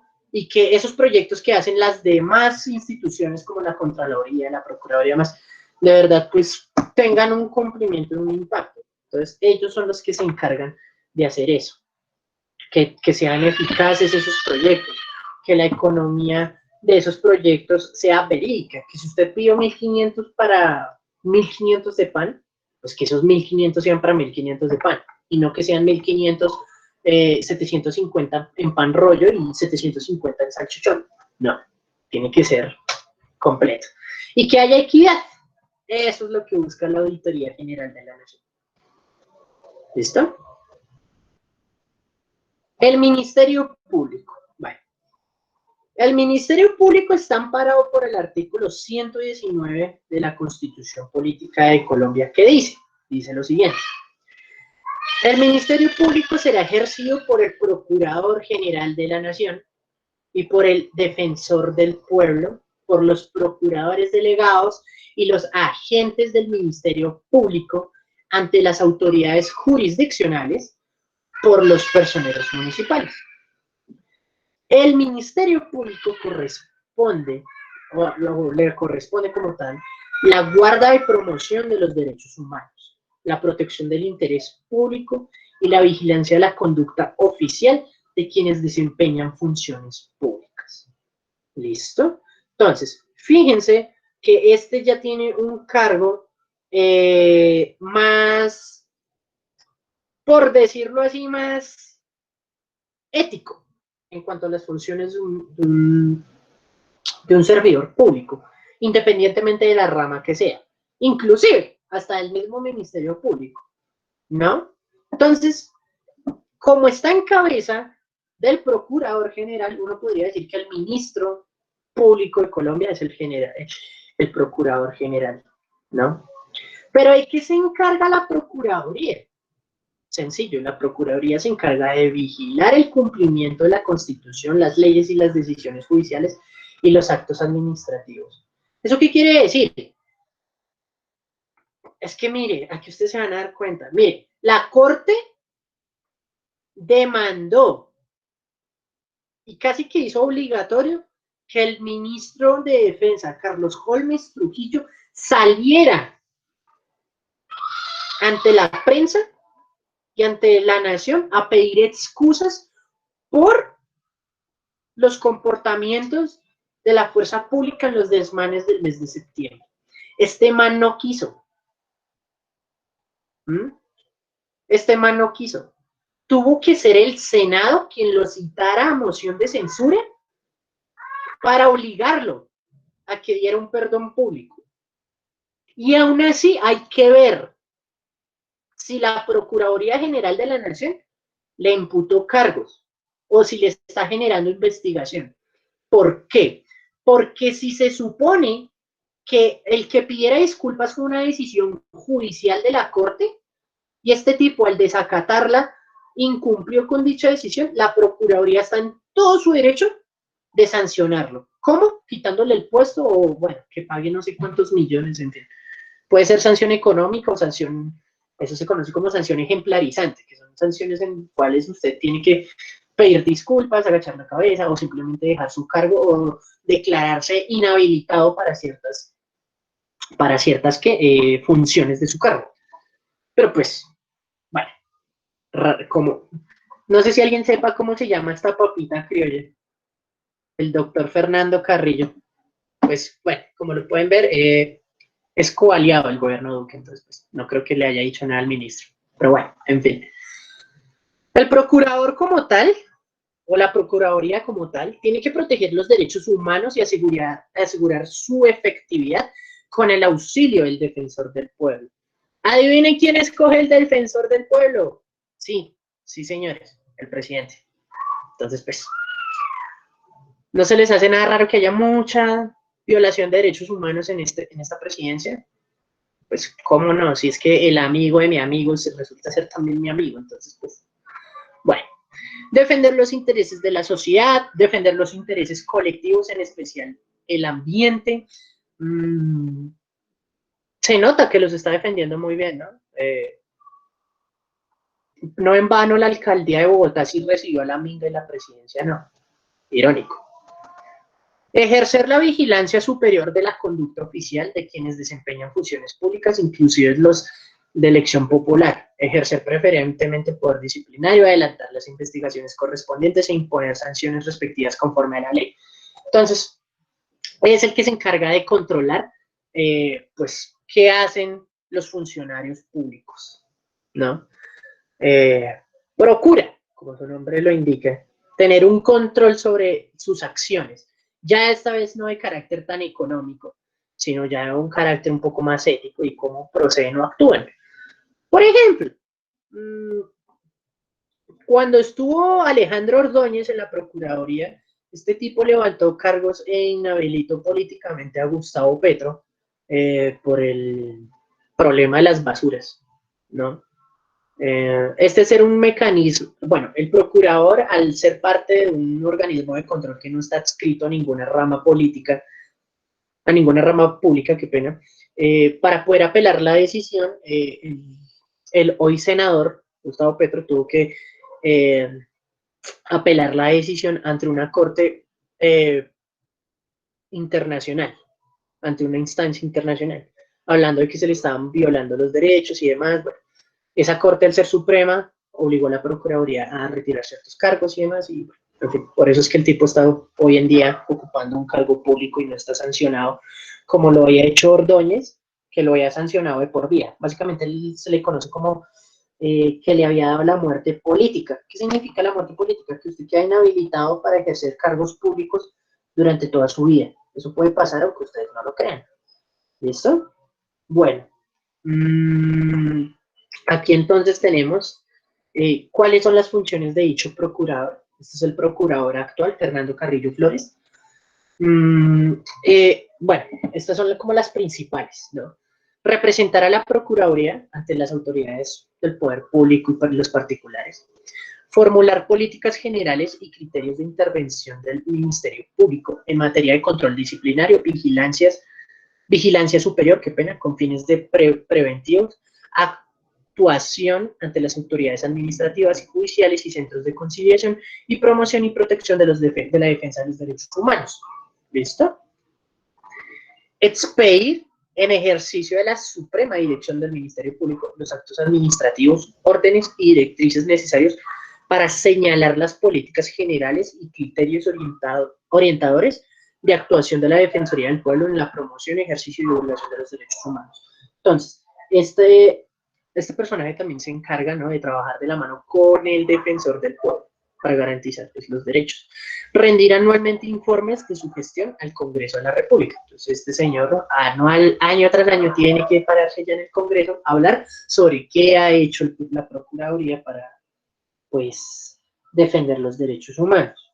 El único problema es que, a pesar de que hay Procuraduría y hay Defensoría del Pueblo, se siguen violando derechos humanos. Siguen habiendo masacres, siguen habiendo,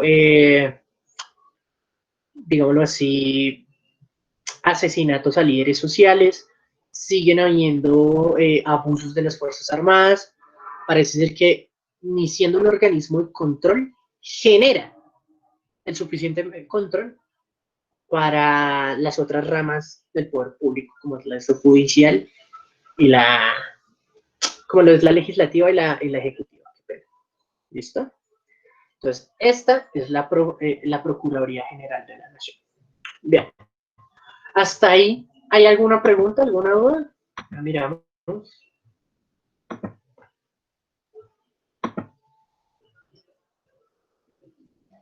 ¿Quién maneja la Contraloría?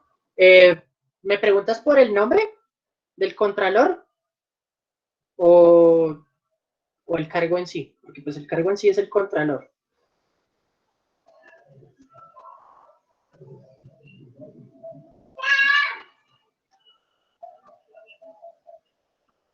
Bueno, pues el Contralor actualmente, que yo sepa, es un señor llamado Fernando Carrillo.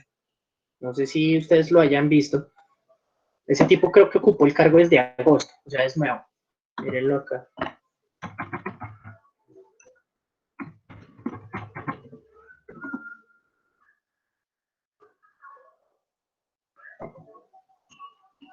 Ah, no, pero ese es el procurador, qué pena. Ah, miramos quién es el Contralor.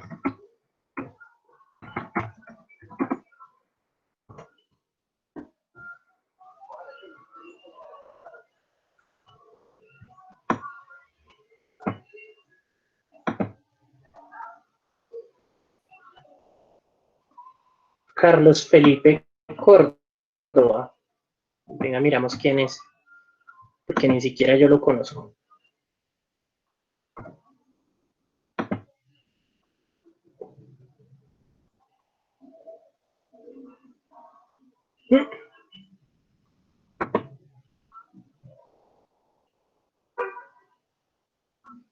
Este es el Contralor. Ah, pues ya me acordé quién es este tipejo. Este tipejo es amigo del fiscal Barbosa. Se fueron juntos a San Andrés con sus esposas. Ya me acordé. Chico, no, ¿cómo se me olvida? Mucho idiota. Bueno, en fin, ese es.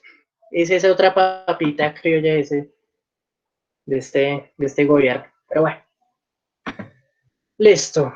Vamos entonces a continuar. Ya vimos entonces Contraloría, Auditoría, Procuraduría. Ahora vamos a ver la Defensoría del Pueblo.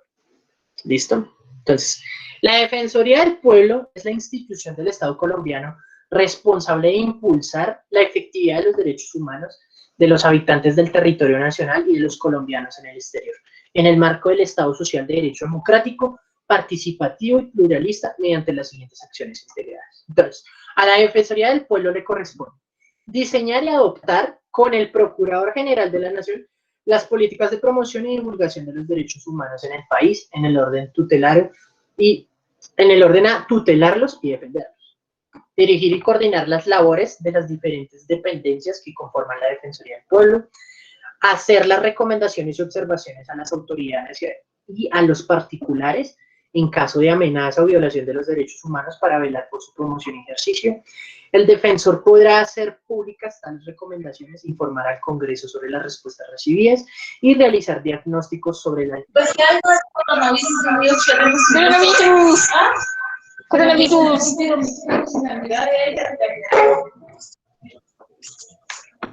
No la vaya a bajar.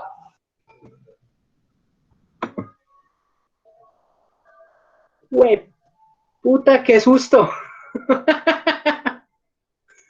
Ya lo Joder, silencié. gracias, qué pena. Uy, jue madre, me frenó en seco. Bueno, qué pena con ustedes, pero se escuchó tan duro que, por Dios, casi salto de la silla. Nada más no tenía la cámara encendida si no se hubieran reído en mi reacción. Pero bueno, la Defensoría del Pueblo, de la mano con el procurador, tiene que generar todo tipo de estrategias, programas que mitiguen todas aquellas acciones que atenten contra los derechos humanos. Entonces, por ejemplo, no sé si ustedes han visto las marchas o cuando ocurren masacres en municipios o veredas, que siempre hay un funcionario con un chalequito azul que dice Defensoría del Pueblo. Es el que se va allá, encarga y mira quién está violando esos derechos. Si, por ejemplo, si los derechos los está violando el ejército, la policía, el defensor del pueblo está en todo su deber de tomar evidencias fotográficas, audios, testimonios, cosas escritas, llevarlas ante el Senado y denunciar que se están violando los derechos humanos, ¿no? Entonces hay que ver que este cargo es también de suma importancia, de suma vitalidad, porque en toda ciudad, en todo municipio, tiene que haber una oficina de la Defensoría del Pueblo para garantizar que ni agentes externos del conflicto armado, por ejemplo, dice guerrilla, paramilitares, bandas delincuenciales, pues que estén violando los derechos de la población en donde se vive, ¿no? Y ni tampoco el Estado tampoco puede violar esos derechos. Entonces está en la facultad de denunciar al mismo Estado si el Estado está violando esos derechos de alguna u otra manera, ¿no? Fíjense que ustedes que siempre que hay una marcha, por ejemplo, no será nada raro que cuando llegue la minga, si es que ya llegó, porque no he visto noticias, hayan personas con chalecos de Defensoría del Pueblo, Personería de Bogotá y Derechos Humanos, ¿no? Son los que se encargan de recaudar todas esas evidencias en caso de que se llegue a violar un derecho humano y pues garantizar de alguna otra manera que esto se cumpla, ¿no? Luego tenemos a las personerías, que estas personerías ya son a nivel municipal y distrital, es decir, pertenecen propiamente a la ciudad o al municipio en donde están, porque pues queda muy jodido que el procurador esté en todos los desmanes o alborotos sociales que hayan en todo el territorio nacional. Es imposible, para eso pues existen también estas cosas, la personería, ¿no? Entonces, las personerías son organismos de control y vigilancia, ¿no?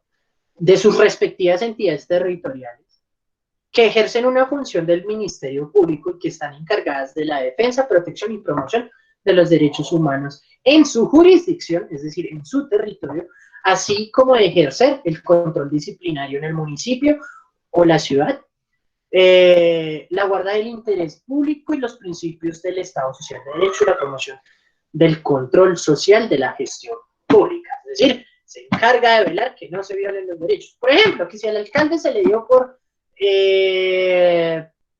sacar a 1.500 personas de un territorio, que porque eso es un territorio, una invasión, y ese territorio le pertenece al municipio, y dentro de esas, a un funcionario de la fuerza pública se le escapa, ni siquiera lo hace con intención. Ups, se le escapó una bala al pecho de un adolescente, ¿no? Pues, adivine quién tiene que hacer la denuncia. La personería. Tiene que velar por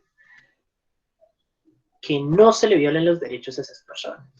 Por eso es que siempre que va al SMAT, se supone, debe ir un funcionario de la personería, debe ir un funcionario de la Defensoría del Pueblo, para evitar que se violen derechos de parte y parte, porque no solo es de la persona que también fue víctima y que futuramente puede llegar a ser victimaria, por ejemplo. Entonces, ahí tenemos entonces a esos organismos de control. Hay mecanismos de control político, y esos mecanismos de control político, de alguna u otra forma, también sirven, ¿no? Porque no solo está la institución, está el mecanismo. Entonces están las citaciones, en Colombia se conocen como citaciones, cuando a usted le llega una citación de un juzgado, o le llega la citación de una corte, o cuando le llega la citación del mismo Congreso, a rendir indagatorias, es decir, a rendir cuentas, ¿no? Están las mociones de censura pueden coger a cualquier funcionario público y le pueden hacer moción de censura para saber si esa persona está cumpliendo con sus labores, para que vaya y hable acerca de lo que está haciendo. Las audiencias públicas, ¿no? Que básicamente es un espacio para que los ciudadanos o habitantes o instituciones, ¿no? De alguna u otra forma, tengan un interés particular en un acto definitivo dado por un ente judicial, ¿no? Entonces, cuando ustedes escuchan en noticias, se va a hacer audiencia pública a sutanito de tal por sus participaciones y cargos, ¿eso qué quiere decir? Que todo el mundo puede ver esa audiencia, ¿no? Bueno, y una cantidad, hay ahí también está el acto legislativo 07, pero pues la verdad no lo conozco, así que no me atrevería a hablar de él, porque pues no sé de él, la verdad. Bueno, ¿hasta ahí hay alguna duda? ¿Alguna inquietud? Veamos. No hay dudas. Bien. Para culminar, bueno, yo espero que ustedes hayan tomado apuntes, que hayan, pues, y eso. Bueno, ok. Para culminar, les voy entonces a hablar de, ya por último, algo que también nos atañe dentro de las pruebas. A usted le van a salir preguntas que tengan que ver con los mecanismos de participación ciudadana, ¿no? ¿Qué son los mecanismos de participación ciudadana? Bueno, según la ley 134 de 1994, regula los mecanismos de participación ciudadana como lo son la iniciativa popular legislativa y normativa, el referendo, la consulta popular del orden nacional, departamental, distrital, municipal y local, la revocatoria de mandato, el plebiscito y el cabildo abierto. También está el voto, que es el que más se conoce, ¿no? Ahí es donde se establecen las normas fundamentales por las que se regirá la participación democrática de las organizaciones civiles. La regulación de estos mecanismos no impedirá el desarrollo de otras formas de participación ciudadanas en la vida política, económica, social, universitaria, sindical, gremial del país, ni en el ejercicio de otros derechos políticos no mencionados en esta ley. Entonces, aquí, ¿qué vamos a encontrar? Listo, aquí si me permiten. Vamos a encontrar lo siguiente. Listo. Estos son los mecanismos de participación ciudadana. Estos son los que básicamente, según esa ley, nos competen, ¿no? Entonces tenemos al voto, ¿no? El voto es el principal, sean elecciones. Recuerden, hay que desmitificar el voto. Los votos en blanco no se le dan al mayor, simplemente es un voto que muestra el desacuerdo de las personas con los candidatos. Para votar se necesita que usted sea mayor de edad, que tenga la cédula en la mano y que mínimamente, eso no lo dice la ley, pero sí lo digo yo, conozca las propuestas del funcionario por el cual usted va a votar. Se me hace estúpido que muchas personas voten por futanito solo porque es bonito, bonita, o porque le dio el convenio en el colegio, o porque le regaló un plato de lechona. No. El voto sirve y es necesario que ustedes cojan conciencia sobre eso, ¿no? El referendo. ¿Qué es un referendo? Bueno, hay varios tipos de referendo. De referendo derogatorio y un de referendo aprobatorio, como ustedes lo pueden ver en la imagen. Pero en sí, ¿qué es un referendo, no? Básicamente, un referendo es una decisión en la cual las personas, de alguna u otra manera, quieren hacer un cambio en un acto legislativo. Entonces, puede ser a nivel nacional, regional, departamental, distrital, municipal o local. Por ejemplo, supongamos no estuviéramos en pandemia y al alcalde de acá de Soacha se le da por decir que todos los bares deben estar cerrados sí o sí, punto, nada que hacer. Eso lo sacó en un decreto. Las personas se pueden reunir, hacer un referendo y decir, queremos que cambie ese decreto, necesitamos trabajar en los bares, por ejemplo, ¿no? Entonces, si usted quiere tumbar una ley, a eso se le va a llamar referendo derogatorio. ¿Eso qué quiere decir? Es cuando se pone a consideración del ciudadano el sometimiento de un acto legislativo, una ley, una ordenanza, un decreto, en fin, o un acuerdo o resolución, ¿no? Ahí es donde usted dice, sí estamos de acuerdo o no estamos de acuerdo, y se somete a voto. O un referendo aprobatorio. Se le consulta a la población si en verdad aprueba o rechaza, total o parcialmente, ¿no? Que esa ley se cumpla, pues, en el territorio en donde está. Usted lo puede aprobar o derogar. Luego tenemos la consulta popular, ¿no? La consulta popular es la institución mediante la cual una pregunta de carácter general sobre un asunto de trascendencia nacional, departamental, municipal, distrital o local es sometida por el presidente de la República, el gobernador, alcalde, según el caso considerado del pueblo, para que se pronuncie formalmente al respecto, ¿no? Entonces, pues, de alguna u otra manera, la consulta popular, por ejemplo, no sé, al presidente se le dio por preguntar si queremos otros meses de cuarentena. Si se le diera por hacer una consulta popular y todo el mundo votara sí, se debe respetar esa decisión, por ejemplo. Bueno, los cabildos abiertos, ¿no? Son las reuniones públicas de los consejos distritales y municipales, o inclusive de las juntas administradoras locales de sus barrios, ¿no? En donde, pues, De alguna u otra forma se puede discutir asuntos de intereses de la comunidad. Por ejemplo, se puede ver ahí, ¿qué les digo yo? No sé, la violencia en el barrio. Entonces se reúne el líder de la Junta de Acción Comunal, se reúne el edil, se reúne el jefe de policía y van a hablar acerca de por qué hay tanto microtráfico en la esquina, por ejemplo. Entonces a esas reuniones se les llama cabildo abierto. Tenemos la iniciativa popular, que básicamente la iniciativa popular, como su nombre lo indica, es cuando se reúne un grupo de personas o ciudadanos para promover, presentar proyectos de ley o actos legislativos, es decir, para proponer leyes o cambiar o modificar ciertas cosas de la Constitución ante el Congreso de la República, ¿no? Entonces eso cumple unos parámetros. Usted no puede ir ya al Congreso y decir, mire, tengo esta ley, apruébela. No. Tiene usted que recoger firmas, redactar el proyecto, darlo a conocer, divulgarlo. Después de que tenga esas firmas, tiene que pasar por las ordenanzas departamentales o municipales o distritales, según donde se encuentre. Luego ahí sí usted se tiene que buscar el amparo de un senador o de un congresista que le haga el favor de llevar ese proyecto de ley hasta allá, ¿no?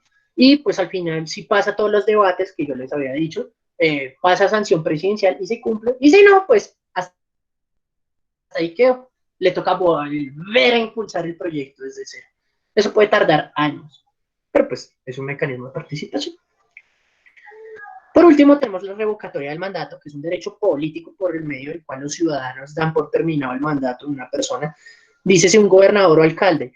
¿No se les hace nada raro que hablan de gobernador y alcalde, pero no hablen de presidente? Bien, la revocatoria de presidente se puede hacer mediante consulta popular, hecha directamente por un organismo de control de la rama ejecutiva.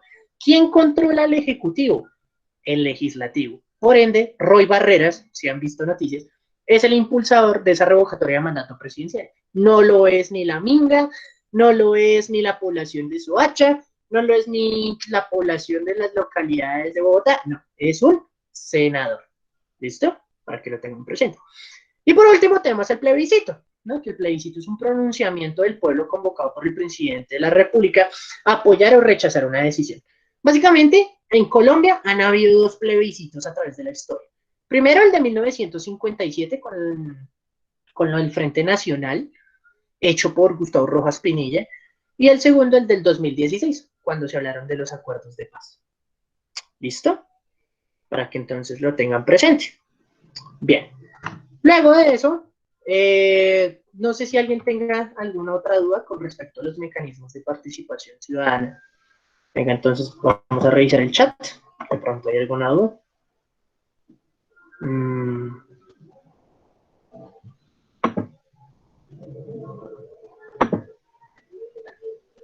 Permítame.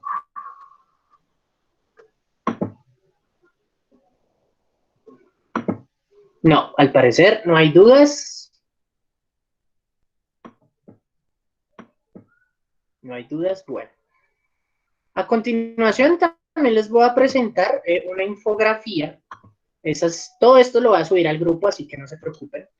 Les voy a presentar una infografía en donde ustedes podrán ver.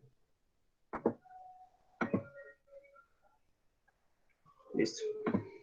En donde ustedes podrán ver cómo funciona el Estado colombiano. Mírenlo. Esta es un poquito viejita, es del año 2010, pero sigue básicamente explicando todo lo que les expliqué hoy. El poder ejecutivo, de la mano del presidente, los ministerios, y acá cada uno de esos ministerios. El poder legislativo, que va del Senado, ¿no? El Senado tiene 102 integrantes, la Cámara de Representantes son 166. Aquí muestran cómo se eligen, cuáles son sus... Miren, acá. Cuáles son sus componentes y demás. Tenemos el Poder Judicial, ¿no? En donde me hablan de las altas cortes, como la Corte Constitucional, la Corte Suprema, la Fiscalía, el Consejo Superior de la Judicatura, el Consejo de Estado.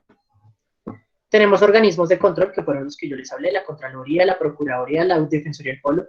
Curiosamente no ponen la Auditoría. Organización electoral, como la Registraduría del Estado Civil y el Consejo Nacional Electoral. Aquí tenemos entonces las funciones del registrador, del Consejo Nacional Electoral, del Defensor del Pueblo, el Procurador, del Contralor. Y tenemos cómo se eligen entonces a los fiscales, a las cortes, a la Corte, al Consejo de Estado y así sucesivamente. Esta básicamente es como una infografía que les dice a ustedes o les sintetiza, ¿no? Cómo funciona el Estado, ¿no? Y cómo ha venido funcionando. ¿Listo? Entonces, permítanme. Listo. Aquí, en estas páginas que aparecen acá, Función Pública, Secretaría del Senado.gov y la registraduría.gov.co, mecanismos de participación y demás, van a encontrar toda la información que les suministré yo el día de hoy en esta clase. ¿Listo? No siendo más, muchísimas gracias a todos ustedes por prestarme atención. Ya depende entonces de ustedes revisar este material, hacer un pequeño repaso después de las sesiones que hemos tenido de historia, eso también les va a servir mucho. Esto también les va a servir demasiado porque créanme que les van a aparecer preguntas así, por lo general de noticias. Les van a aparecer noticias o les van a aparecer casos que ocurrieron en la vida real sobre las ramas del poder público, los mecanismos de participación ciudadana y los organismos de control. ¿Listo? Entonces, pues, no siendo más, muchísimas gracias a todos ustedes. No sé si antes de finalizar, ustedes tengan preguntas, dudas o inquietudes al respecto. Este es un tema un poquito largo. Básicamente con este tema usted puede estudiar todo derecho. Para las personas que aspiran a estudiar derecho, ahí van a encontrar también esos temas. Es bueno que sepan un poco esto también. Entonces, bueno, muchas gracias, Paula Andrea. No sé si alguien más tenga dudas o inquietudes o preguntas al respecto de este tema.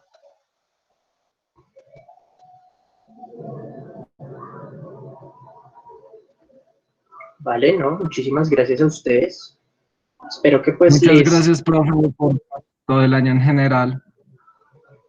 Vale, ¿no? Pues gracias a ustedes por prestarme atención. Sé que no fue fácil ni para ustedes ni para mí. Entonces, pues, mire, somos, bueno, descontando varias personas, somos 17 estudiantes a los cuales les admiro y les reconozco la paciencia y como el compromiso, porque ustedes se dieron cuenta desde un inicio, iniciamos con 90 y tantos estudiantes y ahora solo quedan 20 en clase. Y la verdad, pues eso también es de admirar, y más en las condiciones de virtualidad en las que nos encontramos, que no son ni siquiera fáciles para ustedes y sí que menos fáciles para nosotros.